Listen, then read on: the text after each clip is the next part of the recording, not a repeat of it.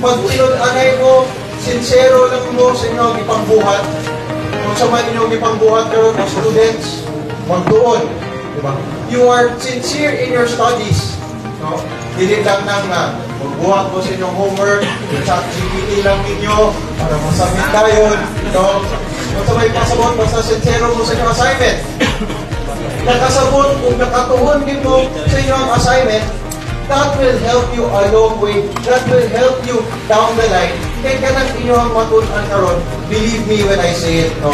A lot of the things we implement here, no, as local leaders are things that we learned in school when we were still studying.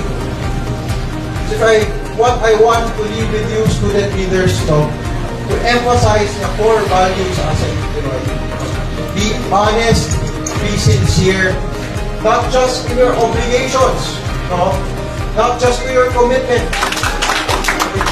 Beyond that, no, ano lang mo sa kanan ngayon sa pagbuhat, no, and you will also be able to make the seemingly impossible possible in your daily lives, possible in your careers, possible in your lives.